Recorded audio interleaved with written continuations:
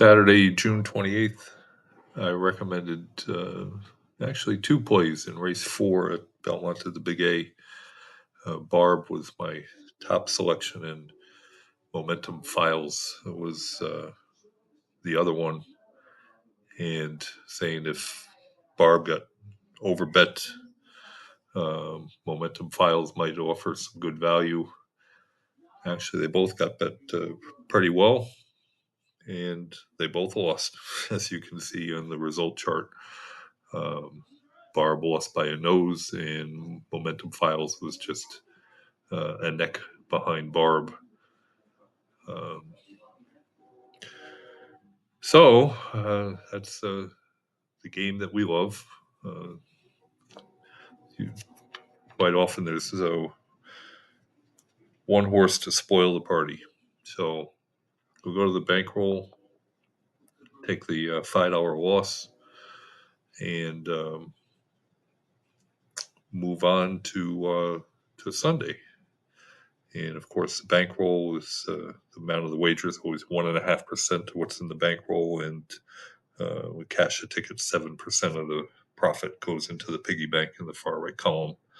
And we started this last November around the Breeders' Cup with a $500 bankroll. So, for first, we'll review my selections for the entire card at Belmont at the Big A. In race number one, my top pick won, paying $7.60. The 6-5 exacta was $22.10. In race number three, my second choice, Senbai, won, paying $4.90.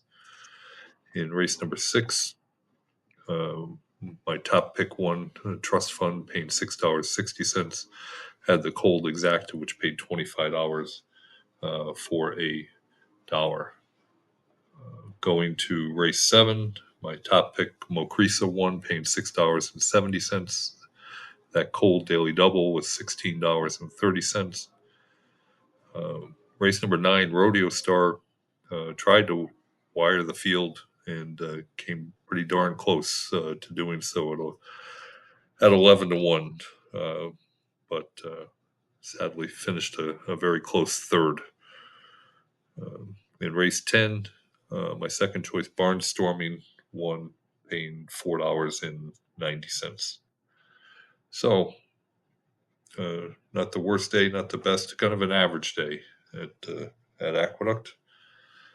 And we will move forward to Sunday and go to race number 9 at Belmont at Aqueduct, where my top pick will be number 8, El Delari.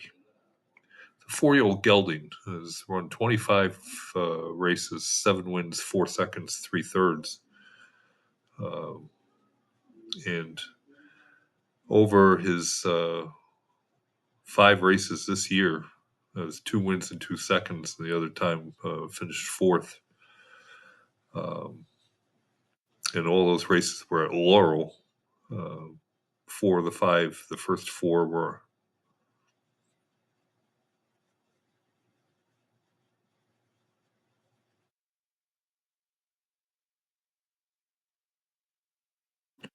on dirt.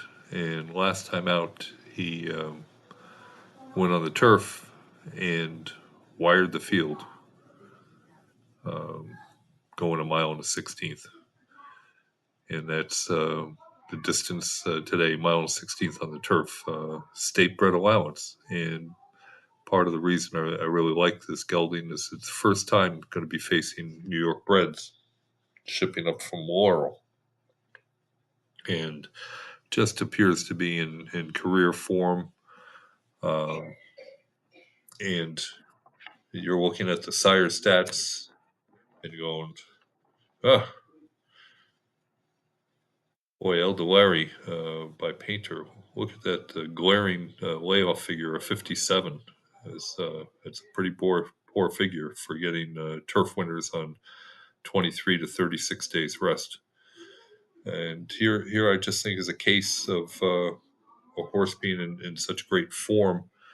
Um, it overrides my breeding statistics.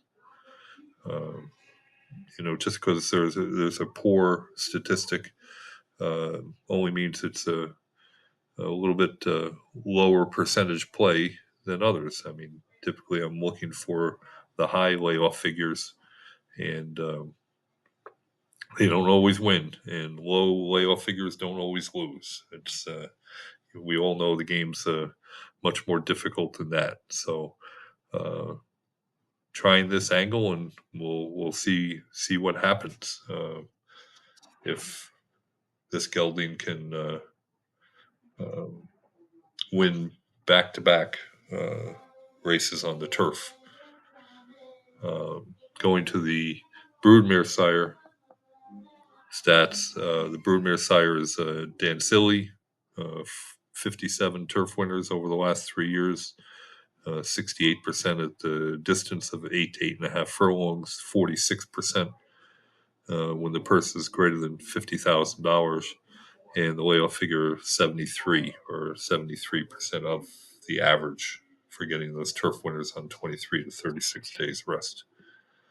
And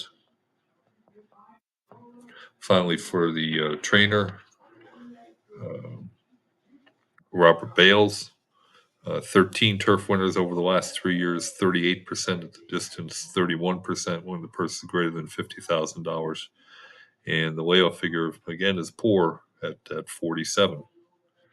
Uh, this should be quite interesting. And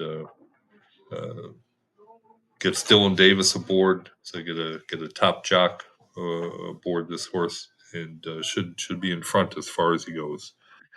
We'll see how it plays out, and we'll talk to you tomorrow.